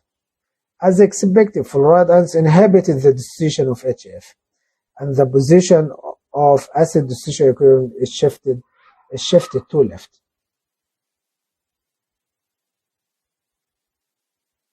This can be realized actually when you compare between the percent dissociation here in presence of sodium fluoride and the percent dissociation without fluoride. The buffer solution. A buffer solution is that resisting a change in its pH when either hydroxide ions or protons are added. Buffered systems are especially important in living systems which can survive only in a relatively narrow pH range. For example, the human blood contains many buffering systems. The most important one of them is a mixture of carbonic acid with this concentration and the bicarbonate with this concentration. This concentration produces a pH of about 7.4 for normal blood. Because our cells are sensitive to pH, it is important that this pH value be maintained. When reactions occur in our bodies, like when you make some exercises, your body will produce lactic acids, which increase the acidity of the blood when our muscles are exerted. The buffering system must be capable of neutralizing the effects of this acid to maintain the pH of 7.4. So this is the rule of the buffering in the blood, to maintain the pH at 7.4, even if you exerted some acids or exerted bases. So the rule of the buffering system is to to absorb this acid or to absorb these bases to maintain the pH is the same as the original. A buffer solution may contain a weak acid with its salt like HF and sodium fluoride, or a weak base with its salt like ammonia and ammonium chloride. By choosing the appropriate components, a solution can be buffered at virtually any pH. Exercise: a buffer solution containing 0.5 molar acetic acid and 0.5 molar sodium acetate. Calculate the pH of the solution. So we can apply this. The measure, especially at the beginning, we have the acetic acid, the weak acid. We have the sodium ions from the sodium acetate. We have the acetate from the sodium acetate. We have water as well. So we will apply the equilibrium for acetic acid and acetate, and we can calculate Ka as in the equation here. So initially, acetic acid was 0.5 and acetate was 0.5, and the protons was almost 0, as we are ignoring the protons coming from the autoionization of water. After equilibrium, this will be the concentration of acetic and acetate and the protons. Substitute the equation to calculate X, which will be 1.8 times 10 to raised to the power of -5, and the pH will be 4.74. Okay, this is the pH of the solution of the buffer solution. Now we will test the buffering action. The buffering action when we add sodium hydroxide from outside to this solution. How far the pH will be changing. Calculate the change in pH that occurs when 0.01 mole of solid sodium hydroxide is added to 1 liter of the above mentioned buffer solution. Compare this pH change with that which occurs when the same amount of the solid sodium hydroxide is added, but not to the buffer, but to 1 liter of water. So we will compare between two cases. When this amount of sodium hydroxide is added to a buffer, we will see the change in the pH of the buffer. And when the same amount is added to 1 liter of water, and we'll see the difference in the pH in both cases. So the first one, look, the sodium ions have neither acidic nor basic properties, as I mentioned. The sodium hydroxide will completely dissociate, so the major species in solution before any reactions occurs are the acetic acid, the sodium ions, acetate, OH- and H2O. Of course, we will OH- will have an affinity to react with the acetic acid at the beginning, so we should address this reaction at the beginning. The chemical reaction, the stoichiometry calculations should be applied at the beginning. So the solution contains a relatively large amount of the OH-, which has a great affinity to protons, and the best source of the protons will be acetic acid. So this equation should run at the beginning, the reaction between the hydroxide ions and the acetic acid to produce the acetate anion. Although acetic acid is a weak acid, the hydroxide ion is a strong base. The reaction will proceed essentially to combustion. So the best approach to address this type of problems is to divide the problem to two parts. The first one is to consider the stoichiometry of the reactions of the sodium hydroxide with the acetic acid at the beginning, and assuming that the reaction is going to completion. And the second part is to apply the equilibrium calculation. So first of all, the stoichiometry part, this is the reaction between acetic and sodium hydroxide, and these are the concentration before reactions. For acetic acid, we have 1 liter with 0.5 molar concentration. So total we have 0.5 mole of acetic acid. How about the sodium hydroxide? We have 0.01 mole. Which one will be limiting here? The limiting here will be the hydroxide ion. So at the beginning also in the product we had 1 liter of solution with 0.5 molar acetate anion, which is 0.5 mole of acetate, and after reaction, as I said, the hydroxide will be limiting, so it will go to completion,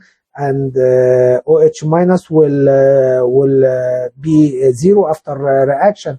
So the acetate will the number of moles of acetate will decrease by 0.01 to become 0.49, and the hydroxide will be 0 and the acetate will be 0.51. So after equilibrium, the OH will run off, the OH minus will run out, and the acetate and the acetic acid concentration is decreased, and the acetate anion is increased. So the major species after equilibrium will be acetic, acetate, sodium ions, and water, but we did not have OH minus anymore. So we'll apply in the equilibrium problem here. These are the initial concentrations of acetic acid and acetate, and if we assume that the acetic is decreased by X, so that the acetate will increase by X. So after equilibrium, these are the concentrations, and we can apply here in the equilibrium constant to calculate X, which is 1.7 times 10 raised to the power of minus 5. This is the concentration of the protons, the concentration of the protons, so we can calculate the pH to be 4.76. So the change in the pH produced by the addition of 0.01 mole of hydroxide to this buffer is basically very minor, very small, is about 0.02 pH unit. So the pH changed from 4.76 to 4.74 only by so you can feel that the solution or the buffer solution exactly resisted this change in the pH. Look, if the same amount of sodium hydroxide is added to 1 liter of water, initially the pH of the pure water is 7. How about after adding 0.01 mole of solid sodium hydroxide? After this addition, you can calculate the concentration of the protons here from this equation to be 10 to the minus 12. So the pH will be 12. So the pH changed from 7 to 12, which is 5 pH units. 5 pH units. This is a huge change in the pH. So we can, from this comparison, realize the role or the impact of the buffer solution to resist the change in its pH. The buffering mechanism. Consider the addition of OH minus to a buffer solution containing relatively large quantity of a weak acid HA and its conjugate base, A minus. OH will be consumed immediately. As I mentioned, OH minus in the last example reacted with acetic acid at the beginning, so the pH will be justified by the equilibrium of the HA dissociation after that. So the H plus will be given by this equation, and the equilibrium concentration of H plus, and thus the pH is determined by the ratio of HA over A minus. So it is very important to understand this. The concentration of H plus and the pH is determined by the ratio of the concentration of HA over A minus.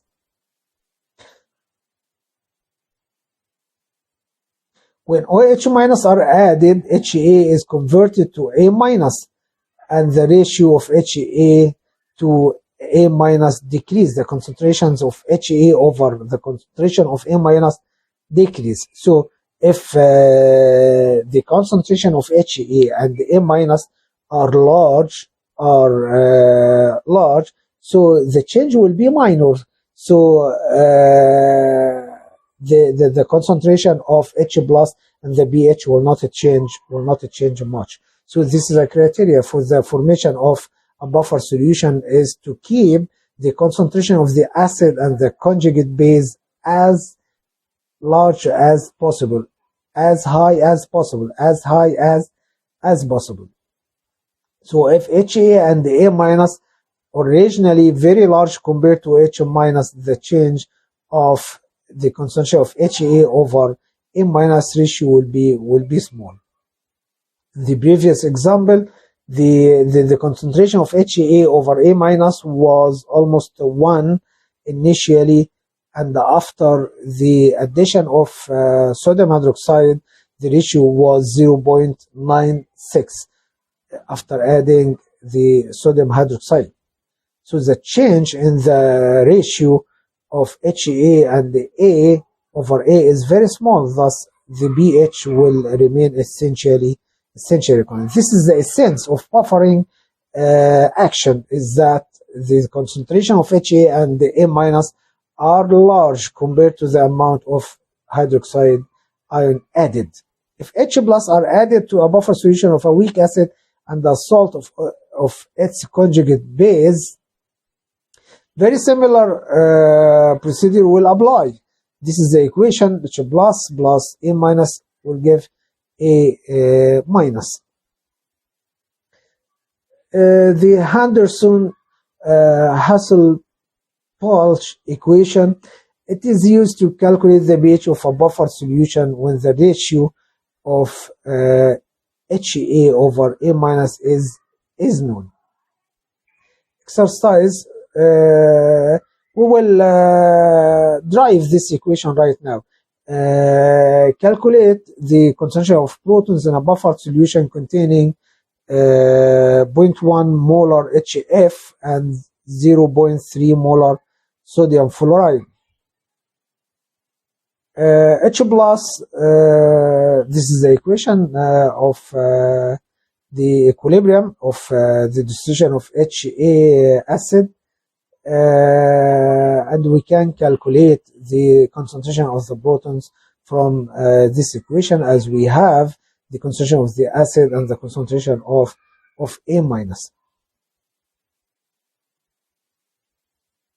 So if originally we have this equation for the concentration of H plus, if you take the minus log for both sides, we will have minus log the concentration of protons equal to minus log the dissociation constant of the acid minus log the concentration of the acid over the base, or the conjugate base of the acid. So we can very simply convert this to this general equation, which is pH equal to pKa plus log the concentration of A minus over the concentration of HA. This is general equation to calculate the pH for a given acid with its conjugate base.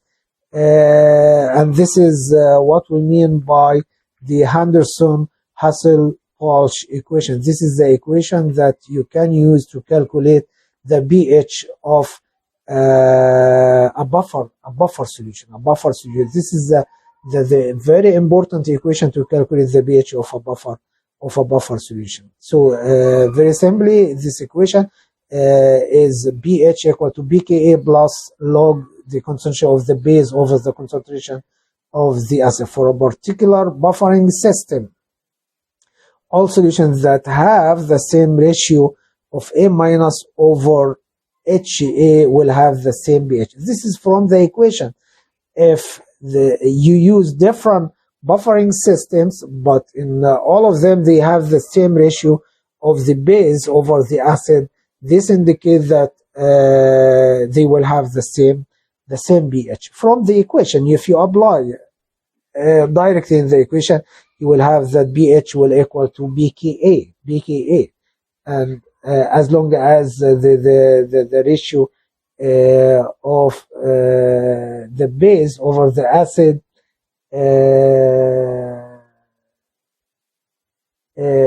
if the concentration of the base equal to the concentration of the acid, but if they have the same ratio, they will have the same pH as well. So we have two different cases. If the concentration of base equal to the concentration of the acid, pH will be equal to pKa. But if you are comparing different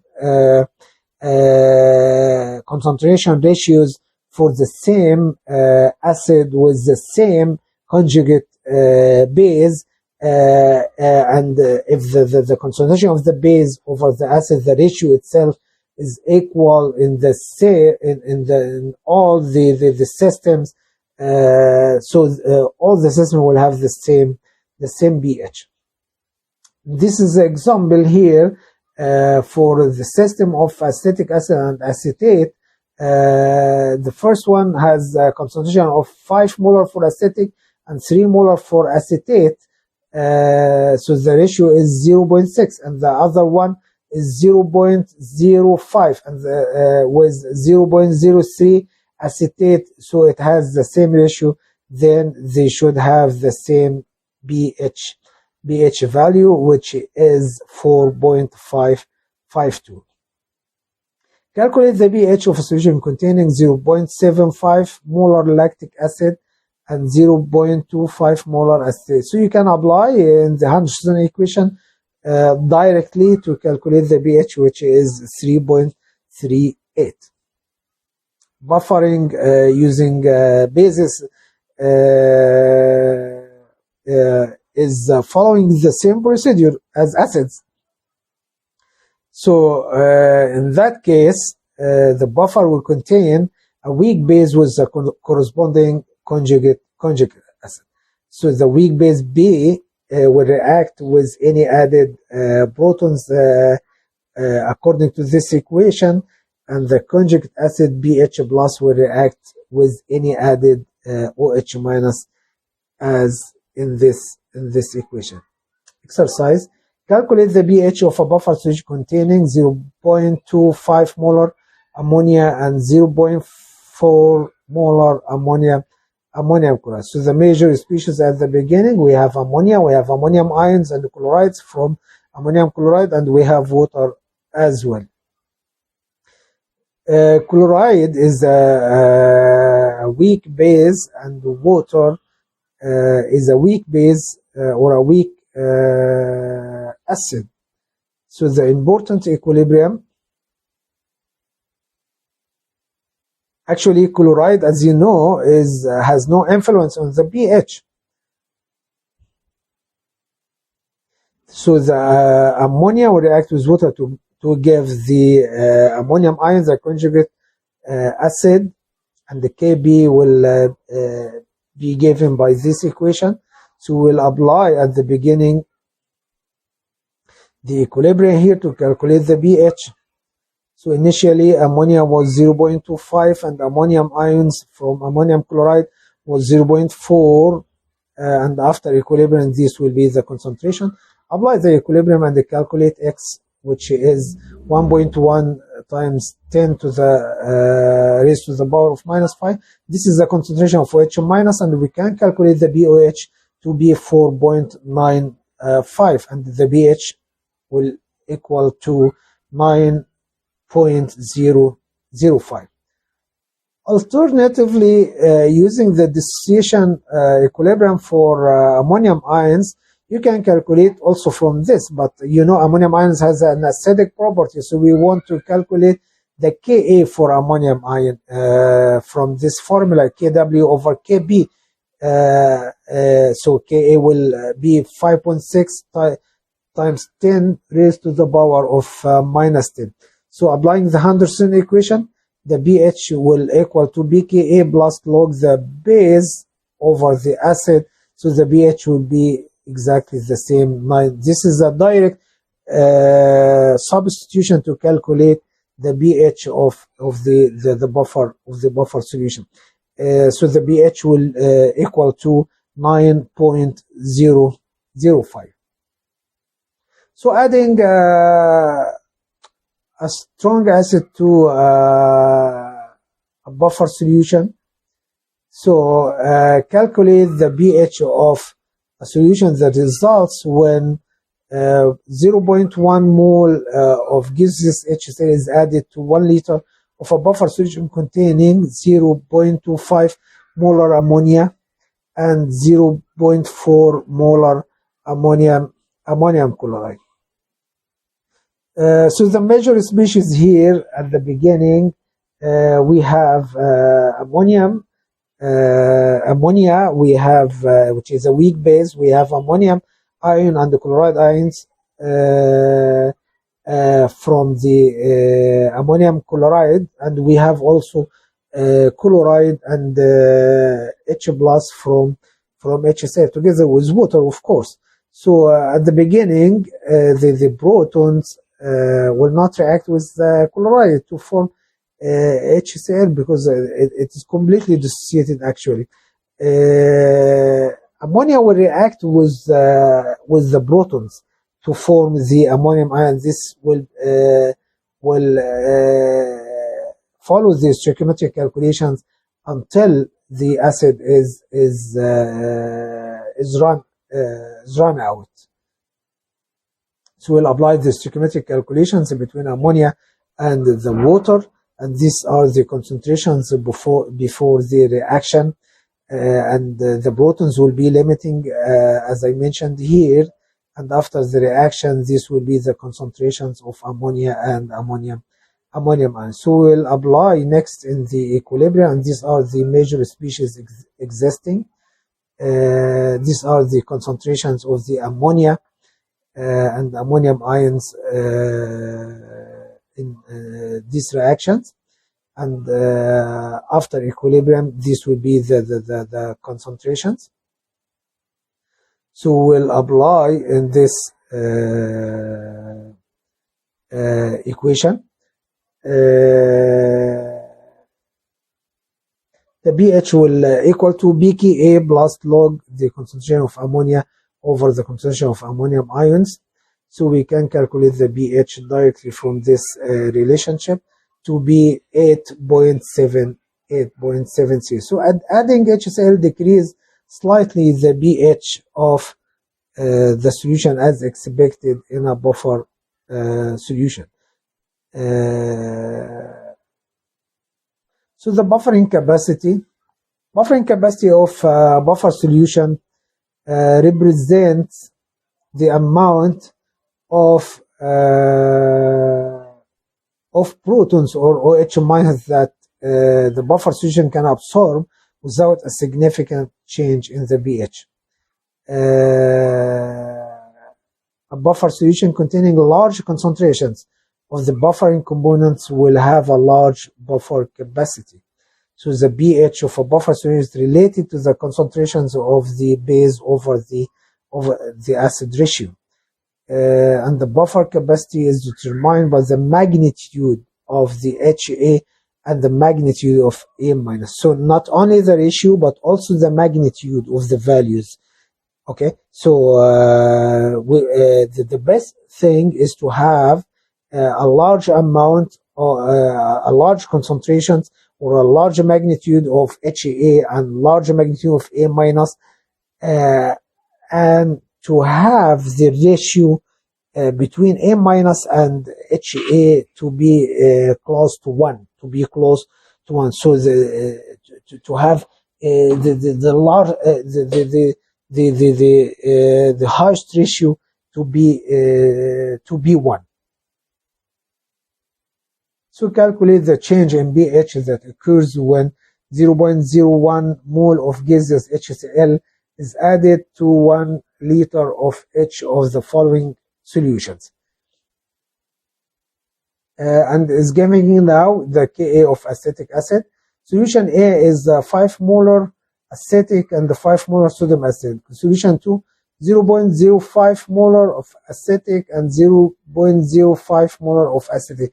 Look, the concentration of the acid is exactly is the same as the base, but in solution 1, the concentrations of both are much higher than the concentrations for the solution base. We will look now to the buffering capacity for both solutions. So we'll calculate the pH of both solutions. The pH will be the same for both solutions, as they have the same ratio of the acid to the base. The pH will be 4.74. So we will test now adding HCl to both solutions. We will apply the stoichiometry problem, and then the equilibrium problem for both cases. So we'll assume that the stoichiometric reaction is going to completion until HCl is run out, and then we will test the equilibrium of the reaction.